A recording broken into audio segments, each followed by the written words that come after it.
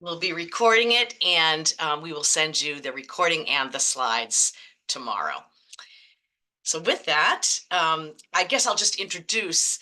We're so happy to have our panelists here with us, Andrea and I, this morning. We have Christina Berardi from Salve Regina University, Bryan from UMass Lowell, and Meredith Lombardi from the Common App. And they are experts in this topic, or let's say they have a lot of experience with this topic, and so happy to lead this conversation today. So Meredith, I'll turn it over to you. Sounds good. Hi, everyone. I think it'd be great for us to just do quick introductions of each other and then I will kick off to make sure that you all have a foundation about Common App direct admissions. Meredith Lombardi, I'm the Director of Education and Training at Common App. I've been here, I think, around 9 years. Came over from the high school counseling side. So I was a counselor with DC Public Schools, and then before that with Fulton County Schools in Georgia. And I get the pleasure of being the liaison between Common App and the counseling community. So I'm sure you all have seen me at some point, and if not, hopefully then you will feel connected with me after today's conversation. Christine, do you want to go next? Sure. Welcome, guys, for a Tuesday that feels like a Monday. I'm fighting a bit of a cold, so I'm mainlining tea. So if my voice gets a little scratchy or weird, just bear with me. I am the Director of Admissions at UMass Lowell. I've been at UMass Lowell since 2002. Excited to have you all here. And this is our second year with the direct entry program. Christina. Hi, everyone. Thank you so much for having me. My name is Christina Berardi. I also often go by Tina. I work at Salve Regina University and our beautiful historic Oceanside campus in Newport, Rhode Island. You can see it a little bit behind me, but if you can't picture it or envision it, we were actually just filming some episodes of The Gilded Age there a few weeks ago. So that gives you an idea of what our offices look like. I've worked there now for 9 years. Absolutely love it. Before that, I've worked at 2 other very different institutions. So really passionate, especially about how we communicate to our prospective students and families and how we can better do that to help serve them. All right, Andrea, if you want to advance the slide. And again. All right. As Julie mentioned earlier, if I share anything or any questions pop into your mind, please put them in the Q&A. We really have built in the majority of time today to answer questions that you all have. Maybe you're getting them from your students or from families, or you're just have questions yourself. So yes, please put your questions in so that we can have a good dialogue. Starting the foundation of this conversation, making sure that you all are familiar with Common App as a mission-driven nonprofit organization. Our membership is made up of colleges and universities, so getting to have UMass Lowell and Salve Regina in this conversation is so nice to bring that perspective here to connect with you all. We do have a vision to be the trusted source for students to access, afford, and attain post-secondary opportunities. And we set a moonshot goal as part of our next chapter work a little over a year ago, and that is to close our equity gap in students pursuing post-secondary opportunities. So direct admissions is really aligned with that moonshot goal. We do provide this online application that you all are probably very familiar with, especially after November 1st, which is one of the biggest volume days that Common App sees and has seen over the last several years. We support over 1 million students each year applying through Common App. A third of them are identified as first generation. And we now have over 1,100 colleges that use Common App as part of their first year or transfer application. So as far as Common App direct admissions, this is our way of trying to simplify and flip the script on college admissions. Specific to this part of Common App, it is specific to first generation or students who are lower middle income. That really, again, aligns with our moonshot goal. I'm going to walk through kind of how it works behind the scenes, but students are entering some basic information like their GPA, and then we are connecting them with institutions who have opted in to participate in direct admissions. I will share links with you, and also you'll get a copy of these slides so that you'll have access to these links as well. But a great place to start on our website is commonapp.org/direct admissions, and that will get you to all the other things you need to know. All right, so we're gonna try this out because we're not gonna do an official poll, but if you want to put in the Q&A, have you had a student who's received a direct admissions offer? That can be this year or it can be last year. You'll need to put it in Q&A, so you can either say yes or no or unsure. It's just a great way for us to get a sense, and I'm just going to give it a second so I can see. Oh,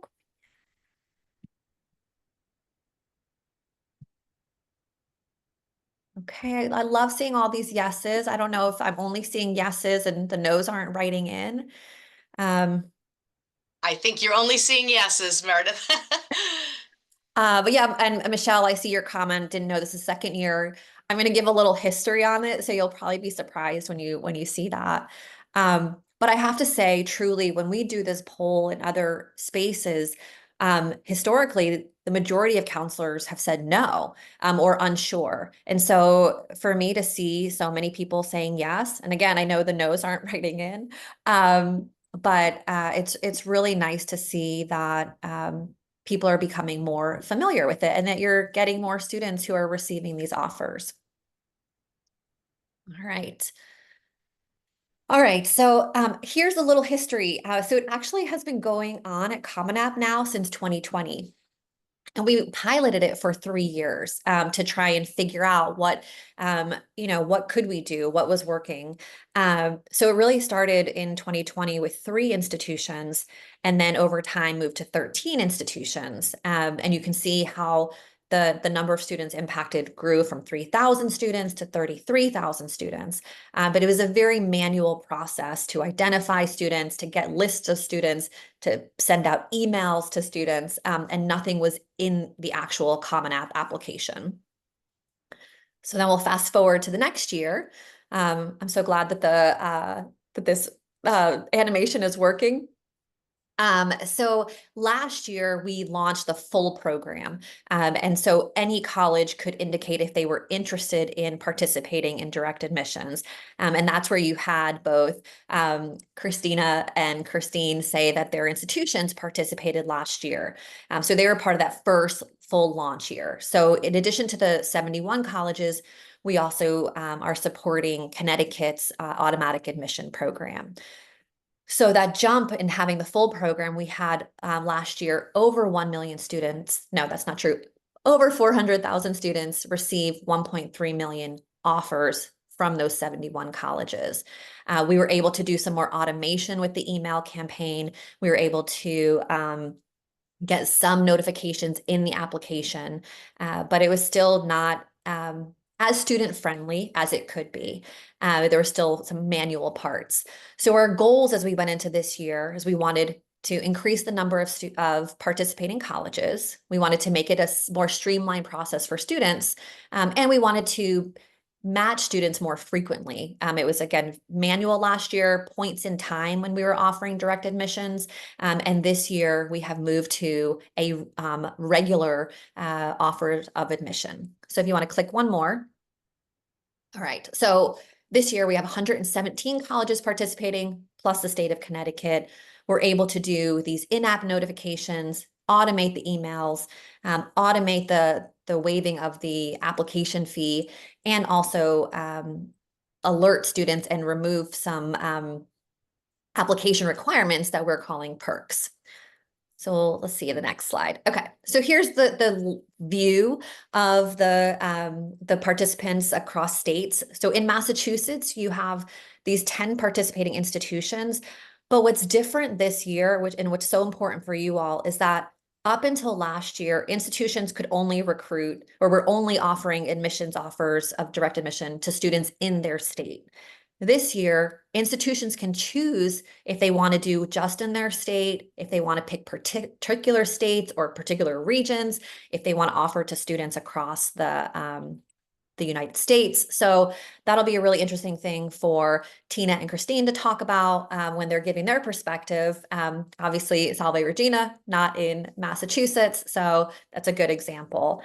So actually, it's I want to make sure I get the number right. 60% of those participating colleges are actually offering your students, or maybe offering your students, across state lines. 80% of the students, or 80% of the colleges are also offering these perks, which we'll talk about, like waiving some application requirements. And again, there are no application fees. So they are, all the fees are waived through direct admissions. All right, so in terms of how it's working, so a college will indicate to Common App that they want to participate in Common App direct admissions.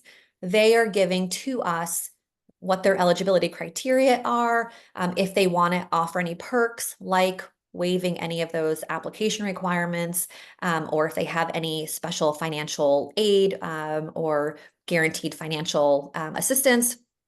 And then they're letting us know if there's any requirements or stipulations. So we'll also talk about that from the college perspective, like there are any major exceptions as part of direct admissions.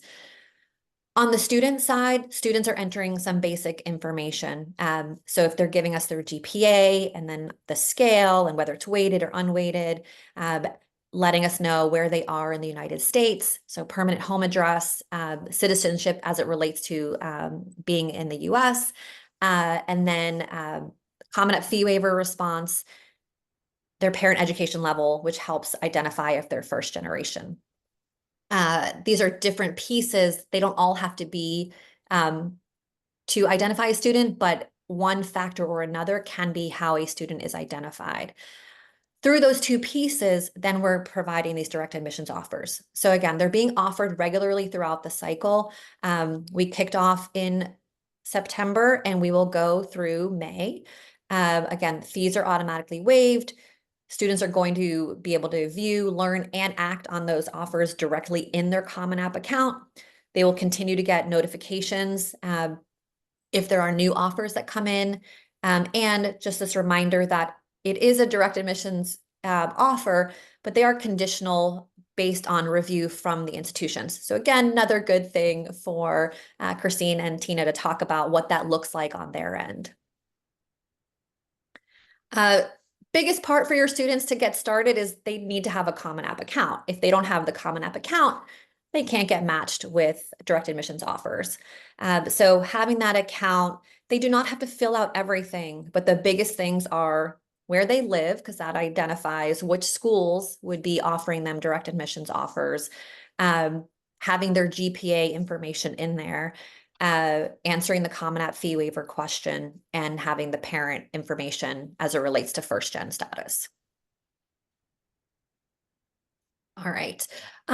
This just shows you an example that students are getting notified both within the application as well as email. It is not, they're not receiving a ton of email from Common App. That's something that we take very seriously to not be seen as someone spamming students.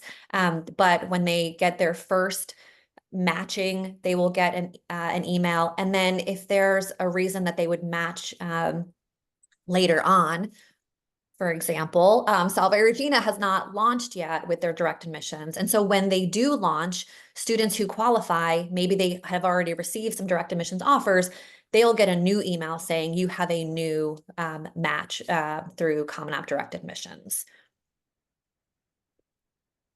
All right, so in terms of accepting, students do have to submit the Common App to the college. And so your students might get 10 offers of direct admissions, and they may then do their research and say, I'm interested in these two institutions. So then they submit to those two institutions. And then the institutions will follow up with your students once they have done their review to make sure that the student information aligns with the transcript or other information.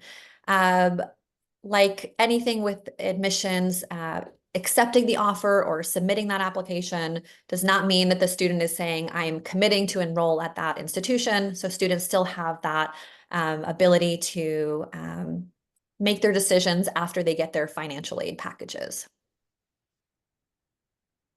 All right. Again, tons of links that you will get later. Starting off at commonapp.org/direct admissions is the great place to start. But we do have a blog post and FAQ that have the full list of 117 colleges plus Connecticut. We have a really great resource that we came out with this year specifically for the counseling community, and that is the direct admissions offer details by college. So it's set up as an FAQ within our Recommender Solution Center, where you can use it to look up any of the colleges and see what their perks are. So what are they actually waiving? Are they waiving the Common App essay for students? Are they waiving counselor letters of recommendation or teacher evaluations or letters of rec? What are the major exceptions? So here, I've got the view of UMass Lowell. Are there other conditions that they want students to know about? So super helpful resource for you as you are supporting students who are getting these offers from different institutions. We also did a webinar in early September that really went through like the views and the screens within the application. So you will get access to that as well if you were not able to join that, or just want to see more of like, what does it actually look like screenshot by screenshot within the application. And I think that is me. I don't know who I'm passing it to. I don't know who wants to go next. Do you want me to do it, Tina, or do you want to do it? Go ahead, Christine. All right. So again, Christine from UMass Lowell. So this is I'll kind of give an overview of our experience. So this year is our second year doing it. Last year it rolled out in November 15th. So it was after our early action deadline. So this year is kind of a whole new year with it rolling out in September. And one of the reasons we wanted to partner with Common App is we are a 40% first gen institution committed to the students in the state of Massachusetts and really wanted to make students across the state aware of UMass Lowell specifically. I think sometimes everybody knows the flagship UMass Amherst, but as the further away you get from Lowell, everybody's not as familiar with it. And one of our other, dedications is there's a lot of reports out there that first generation students usually don't apply early action. And so this is another way we thought to encourage those students to apply early action. Last year, we had about 3,700 students apply first gen students apply early action compared to 2,000 regular decisions. So that's something we want to see increase. Last year, we just offered it to students in Massachusetts. And I think what it showed launching after early action one deadline was we saw urban areas where we tend to be very popular continue to receive applications, Lowell and Lawrence. But we saw a really big bump of applications in the city of Worcester and the city of Lynn. And so I think if we can offer students some more of those access points, I think that's a great thing. We do waive letters of recommendation and essays for students. In addition, our nursing program is not included. We certainly do have students apply. This year we had over 400 students apply for nursing through direct entry. So we will do the best we can. They'll still be considered for nursing, but they don't have the guaranteed entry into that program. Also, our art and music programs, that evaluation is done outside of our office. I am not qualified to judge someone's music or art abilities, and so we kind of push that through. So we do try to admit as many students as possible. I think a few lessons learned last year were sometimes a lot of this is based on the student's GPA. And so sometimes they take that from their transcript, and if students moved schools, sometimes their GPA was just on the current school and didn't include previous institutions. This year we expanded the program. We are offering it throughout New England and New York, New Jersey, and Pennsylvania. And we chose those states because we do offer some scholarships or tuition discounts for some students in those states, and believe that for students who are low or middle income, it still is a feasible option. That being said, we've received over about 2,000 applications from Massachusetts again, and we're continuing to see them from those urban areas we saw before. So it's really, we found the program to be beneficial. And that's kind of my brief overview. Happy to answer any questions, and I'll turn it over to Tina. Awesome. Thank you so much. So Salve Regina University, being in Rhode Island, last year, we were able to participate, but because it was limited just to our state, those were going out again November 15th, as Christine mentioned, just to students in the state of Rhode Island. So we knew that when we had the option to open it up, we would want to do that, Rhode Island being so small and knowing that there were so many students who we would hope would consider Salve in these other areas. So this year, we are launching our direct admission offers again on November 15th to keep it consistent with last year, but also because that still gives our students a lot of time to be able to apply to Salve. But also, we know that many students who really intended to apply anyway might apply in that early action 1 round or even early decision. And we really wanted to be able to reach out to students who maybe haven't considered Salve. Maybe they know about us, but the perception of a private institution is something that wasn't necessarily on their radar. So we're excited to be able to launch these this year, not only in Rhode Island again, but also to Massachusetts and Connecticut, which I'm sure is why I was selected for this webinar. Very similar, we do offer some perks for these students. Obviously, they have that application fee waiver. They also are able to waive their letters of recommendation as part of this process. We do guarantee a minimum merit scholarship of $10,000 per year for these students.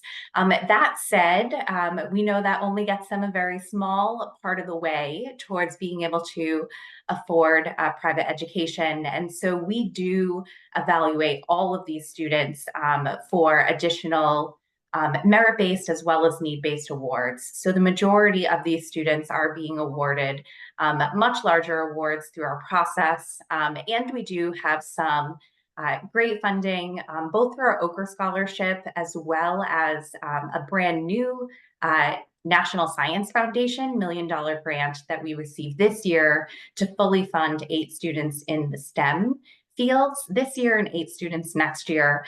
So we're very excited to be able to offer that opportunity to select students as well.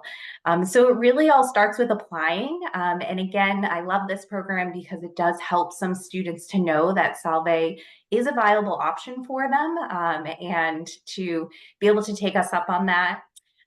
We also are not able to include our nursing program as part of direct admissions. So same process, they can still apply, they can still use the fee waiver, they can select nursing. We're still happy to consider them for it. And we did admit some students to that major from this program last year. We're just not able to guarantee it because we do need to be able to evaluate their courses and make sure they're really ready to hit the ground running and prepared, especially for those math and science classes that they're going to enter as soon as they hit the ground at Salve. We're excited, with the students we received last year through this and, hoping that that continues.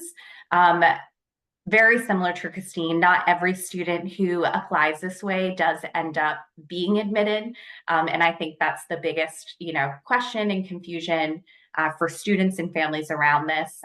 Primarily for us, we did have some students who didn't complete their applications. So they never ultimately send us that high school transcript, or they might have even withdrawn and told us that they had other plans already for the fall, which is great. We also had a few students who maybe didn't enter that GPA accurately when they filled out their Common App account, or might be in classes that are not college prep level or higher. So some of their courses maybe not quite ready yet for the academic experience at Salve, sort of with the supports that we have available for them. And then, of course, some applicants to that nursing program. But certainly the majority of students being admitted through this program and certainly admitted at a higher rate than our traditional applicant. Meredith, I'm happy to hand it back over to you, and please let us know what else we can help answer. Thanks. I actually think I'm handing it back over to Julie and Andrea because I know that they wanted to ask some questions or may have questions or want to encourage everyone here to ask questions, I can take at least the first question that I'm seeing in the chat from Wioletta, which is, do you only target first gen and low income students for direct admissions offers? And for Common App, that is, yes, that is aligned with our moonshot. They don't have to be first generation and low income, but we are looking at either if they are first generation or low or middle income in order to be flagged for direct admissions within Common App. Thanks, Meredith. We just want to encourage the 30 some of you that are currently on this webinar to drop more questions in the Q&A. We left lots of time precisely for that purpose, so we'd love to see more of your questions come up. We do have some pre-prepared questions just from different counselors we've talked to. I guess I'll just launch with the first one, and any of you feel free to take it. This is more general to kind of start us off with the Q&A portion, and just would love to hear from you just what you've heard from families, from your offices, just general pros and cons of this program, knowing that most of the attendees here are high school counselors and will be guiding young people to hopefully, pursue this opportunity.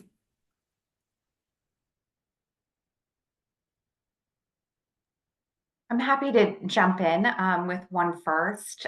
So certainly a big pro of this and what we hear from students is that they are often getting these from schools or institutions that they hadn't originally considered, and that they maybe didn't know as much about, or didn't know about the admissions sort of criteria for these schools. And I think a lot of students are hesitant to apply to schools if they don't feel confident that they may be admitted. And I do think that is a huge benefit. And certainly, I had a student, we work very closely with Rogers High School, which is in Newport, right in our town. We had a student come in through that Pathways program with Rogers, showing us their direct admissions letter and email and saying, look at this, look at all these schools. They were incredibly excited, and it certainly opened their eyes to some additional opportunities that could be right for them. So that's definitely I think the best part of this program. Last year and even going into this year, especially when some students heard about this program, they would sometimes call our office and say, can I get a direct admissions offer? And unfortunately, that's not how it works. I think there's, some confusion around that. The schools don't necessarily select the students who are getting these offers.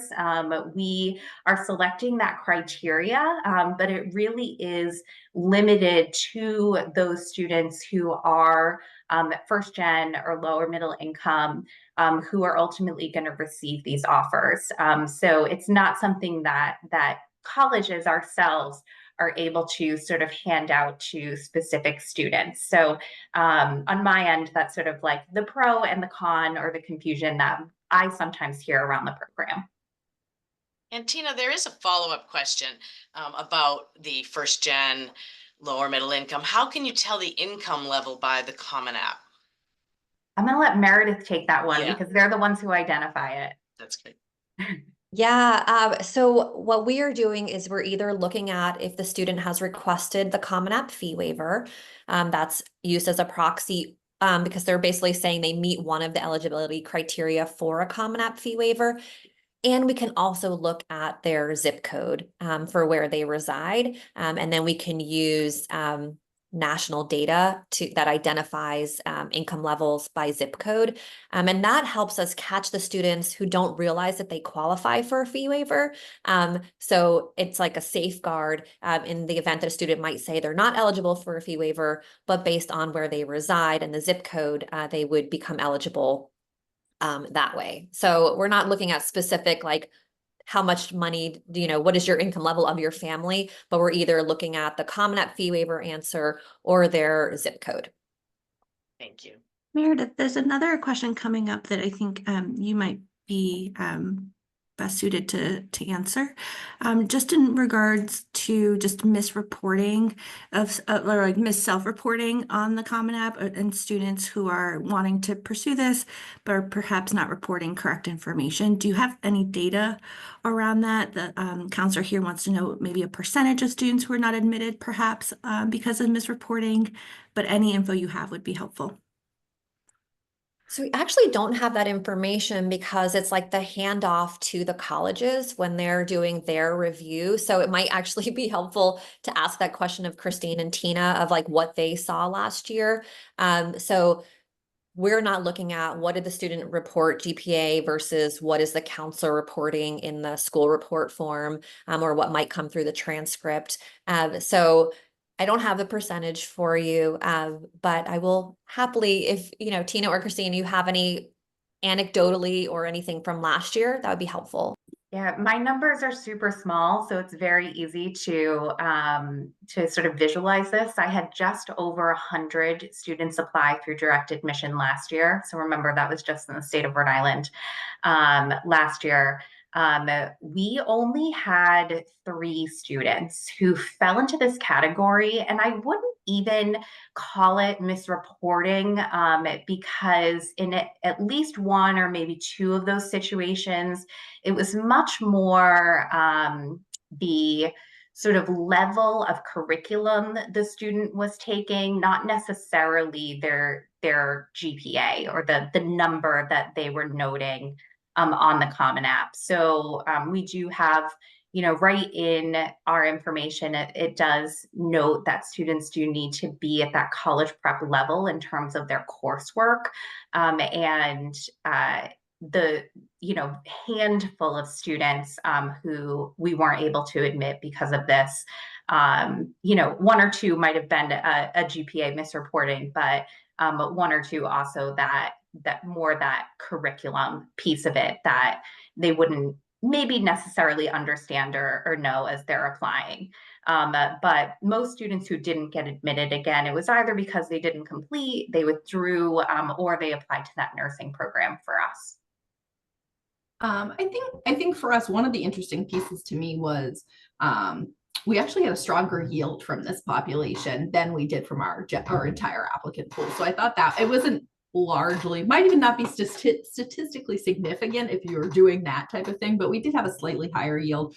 For us, we also, if we could not admit a student directly to UMass Lowell, we do have a pathway program with some of our Massachusetts community colleges. And so we would always try to offer students that option before kind of doing a straight deny. I think our handful of denies was largely based to, like I said, a student reporting a GPA, and maybe they'd moved high schools, and the high school's policy is to report only on the courses they take there, which is completely understandable. And so there was a disconnect. Or if a student was really, really had an almost a full curriculum in English as a second language course, it's not fair to admit those students who wouldn't be able to be successful. So I would say where we weren't able to admit those students, those were the small handful of reasons. But in general, most of the students were admitted to the university or to our bridge program. Great. I think a quick follow-up, quick tactical follow-up. Marjorie wants to know in general, what is the GPA that would be targeted, knowing that you said it's not always the only thing you're looking at? For us, we're looking for a B or B+. At Salve, we put that GPA marker to 3.5 or above. So certainly that doesn't mean that students who aren't exactly at that 3.5 wouldn't be admitted, but that's who the offers are going out to for Salve. Tina, I'm going to take advantage that you were the last to answer. Someone here wants to ask you in particular, can you briefly go over the perks of direct admit for Salve again? I know UMass Lowell said no essay, no letters of rec. Yeah, so for us, obviously the fee waiver, but then for these students, we do waive their letters of recommendation. So Salve typically requires 2. Last year, we did waive the essay as well, but when we went back and looked at our data, we looked at the applicants from this program, they all submitted the essay to us. And I think some of that is because they're already working on their Common Apps for other schools. They already have that essay in there. Because we're a very small school, because we do evaluate students, not just for admission, these students already have the direct admission, but also for merit scholarship awards on a full rubric. We are using the information we learn about these students to also determine what that merit scholarship award would be. So we do find that essay incredibly helpful in that process and beneficial to the students. So first we wanted to look at the data, make sure it wasn't a barrier for students applying. And once we realized that for our students, it was not, we sort of reinstituted that essay because again, it helps us and it helps the students to maybe qualify for additional merit-based scholarship as part of that rubric review. And then again, that guaranteed minimum scholarship that we're offering, but just to reiterate that many of these students are qualifying for sums much larger than that. That's great. Go ahead. Say, just to support what Christina's saying too, I completely agree. I've been reading apps already this far, and probably only 5 to 10% aren't doing the essay. So we're seeing that exact same thing, even though we have continued to waive it this year. Thank you both. There's some great questions coming in, so please keep them coming. You touched upon this, well, both of you just now, but there is a question particularly around aid, and it's particularly worded around private colleges, but I'd love to hear also from Christine and Meredith, just any other information you might have. But Willetta asks, since some of the direct admit colleges are private and might have a higher tuition than state colleges, how do you work with prospective DA students with deep financial need? So one of the things that I do love about this program is that it really does, once you get to this part of the process, it mimics, what we're doing for all of our applicants to Salve. So every school is going to be different, obviously, but at Salve, we do automatically consider every student for our merit-based scholarships. We do that need blind at Salve, so that doesn't factor in. We award those as part of the acceptance packet. So right in their letter of admission and their acceptance packet, they learn about that merit award. Like I mentioned, we have a few additional scholarships. So that Okra scholarship is one that students, first they're admitted, and then they're offered the opportunity to apply into that. That one is an additional essay or video essay that they need to submit, which is based around how they would help support Salve's mission, should they be sort of awarded that additional funding. And then that STEM scholarship that we have, they, again, if they meet the criteria for it, after they're admitted, they would be offered the opportunity to interview with our faculty, which is the deciding factor for that STEM scholarship, specifically in that STEM program. So that's sort of on the merit side of things.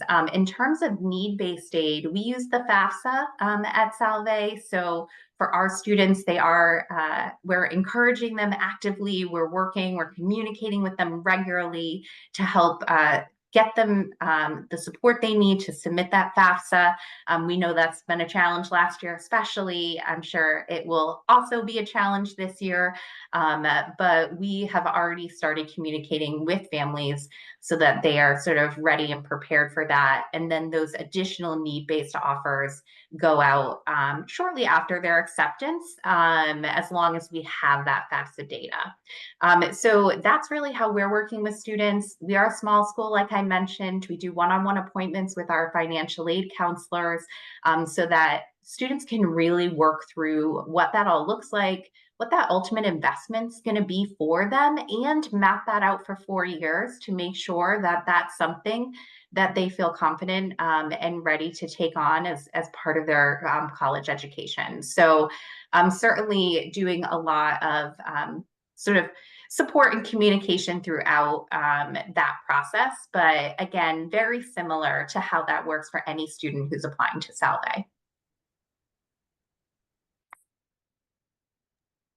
I'm not sure if Christine, from the public side, do you have anything to add just in terms of aid or fulfilling need? Yeah, so I think that the state has actually brought in two fairly strong programs in the past 2 years that some of these students fall into, and that is the Mass Grant Plus, which works with families who have a income less than $85,000 a year, and then the Massachusetts Tuition Equity, which is for students who non-citizens who meet certain criteria who can qualify for in-state award. And so I think those two state programs support this. In addition, all of these students automatically qualify for merit aid. We did individual financial aid appointments for these students last year and looking at doing some financial planning webinars for them as well. So just very similar to what Tina said, providing support, knowledge, and education throughout the process.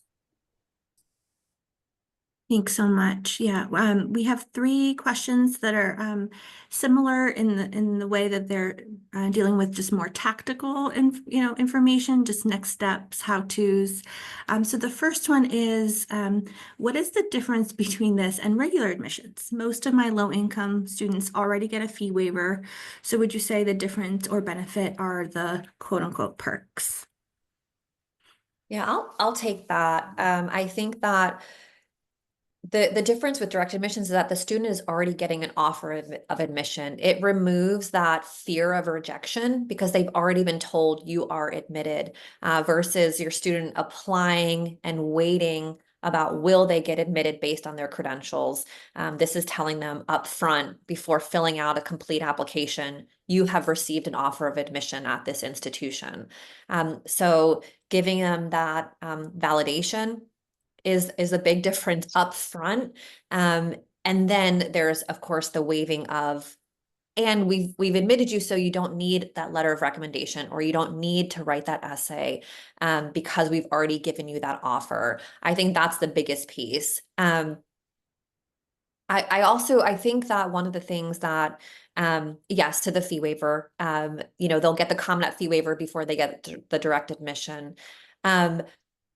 I don't know where I'm going with this, but it kind of relates to the nursing program because this is a question we get a lot is okay, I know I'm applying for nursing, but I've received a direct admission offer. What does this mean for me? Like, am I actually not a direct admissions candidate? Am I a direct admission? How does that work for me? So I know that Christina and Tina, you kind of touched on that, but maybe just like emphasizing again, like the student is still a direct admission. They've received the offer of admission to the institution. And then what? Because we get contacted at Common App of like, can you remove the direct admissions offer because I'm applying for nursing? And it's like, no, you still submit your Common App. You're still being reviewed if you need to have an additional review for a particular major. So I would love for you all to just explain how that works on the back end. When a student applies for one of those majors, yes, there's still a direct admissions, but. Yeah, so in our system, they still have that direct admissions tag, right? They still have, that fee waiver, other perks that come along with it. For nursing, we're just gonna look at that transcript a lot more closely, especially those math and science grades and curriculum that they've been a part of.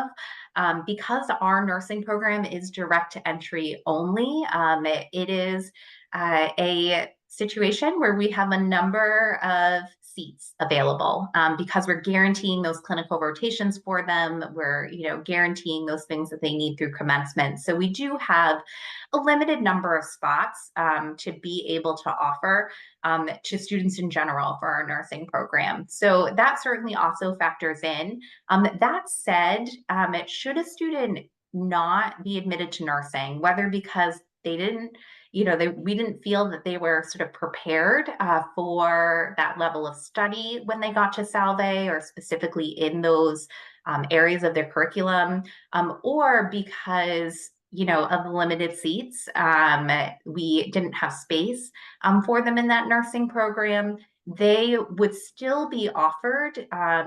We reach out to them and ask them if they would like to select a second choice major. So at that point, they would then be, direct admitted to that second choice major and have the opportunity to attend Salve under that other program. I would say at UMass Lowell, very similar. We actually have the second choice major on the application. So 2 pathways for nursing could be ideally 1, yes, great, they get it. Last year we enrolled 7 nursing students in our program that came through direct entry. And remember, it came after our largest nursing deadline. So that's still pretty impressive. We will then, students could either be, depending on their application, offered admission to their second choice major. We find in general, the majority of students in nursing are not interested in that. We do have a very, very limited transfer nursing program. I tell students it's like winning the lottery. So it's not a path I traditionally recommend because I don't think that's fair for a student. And so we kind of say, if your second choice is psychology and we admit you to that, you should be very happy being a psychology major at UMass Lowell. Other students may be waitlisted if we think there's a possibility they could come off the wait list. And those waitlisted nursing students are told if they'd like to come for their second choice major, they can choose that at the onset. So we usually always have about 10% of those nursing waitlisted students that say, yeah, absolutely, take me off for my second choice. And so it kind of depends on the avenue of what a student really wants to do and what might make most sense for their curriculum. So essentially they're told they're admitted if they want to be, or some of them just say, you know what, I don't want to go as a public health major. So yeah, I'm going to put my chance out on the wait list. So it's kind of a personal situation for each student. Can I ask a follow-up question?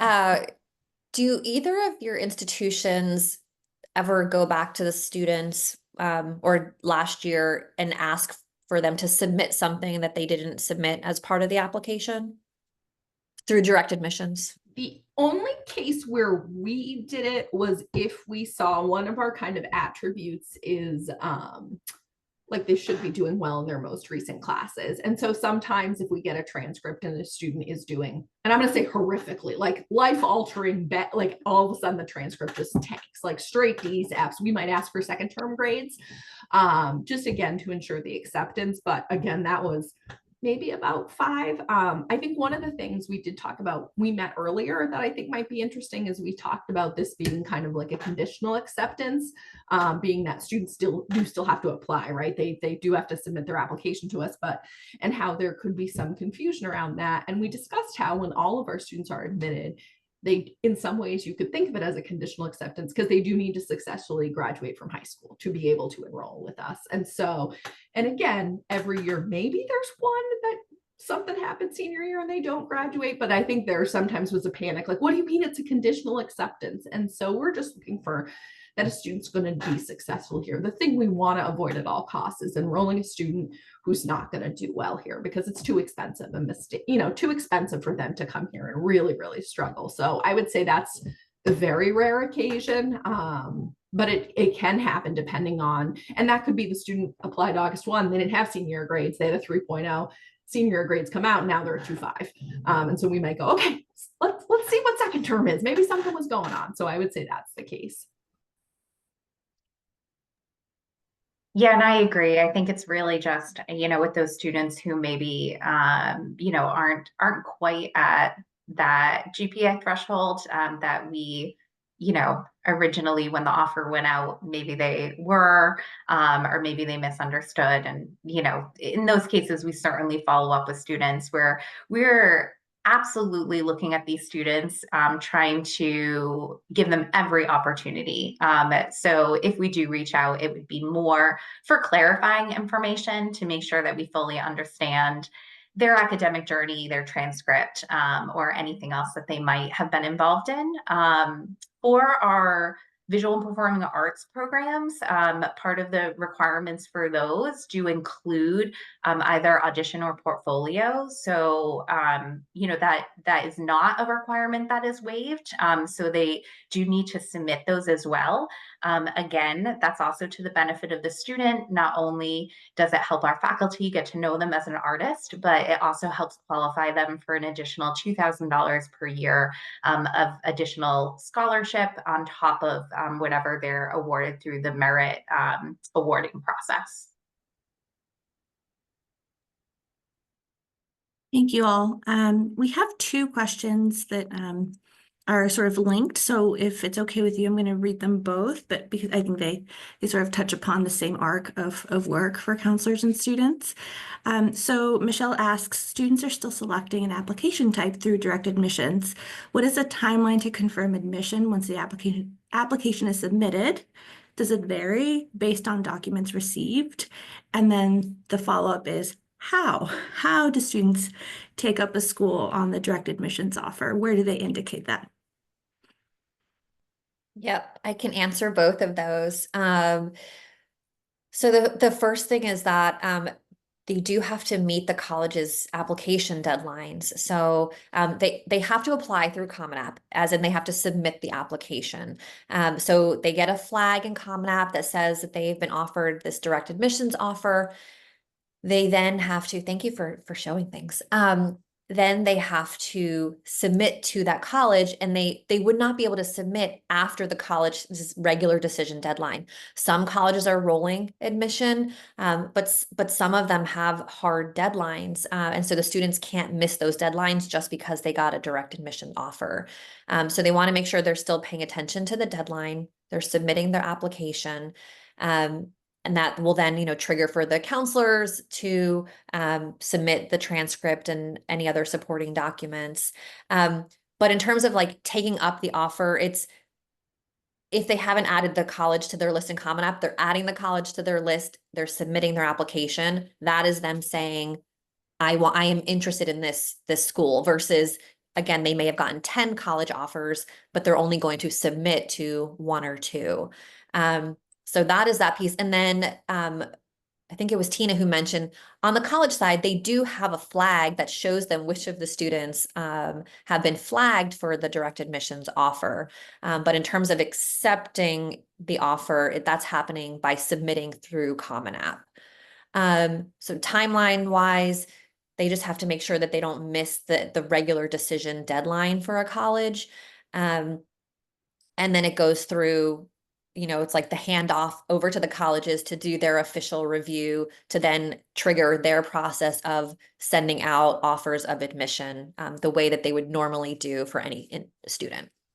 Yeah, so the students select early action 1, 2, or regular decision when they apply to us. And so we evaluate them during the pool they select.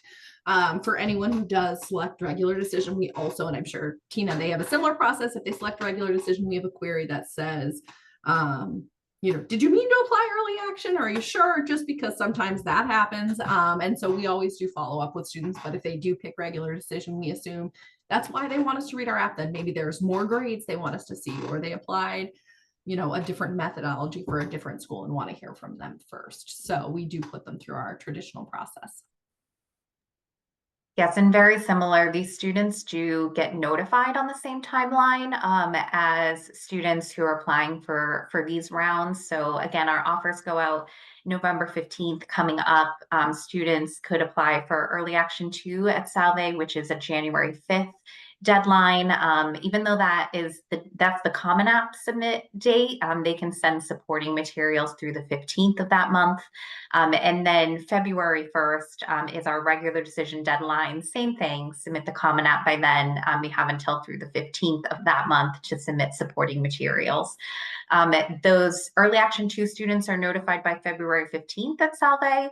And then regular decision students are notified on a rolling basis, but by April 1st at the latest.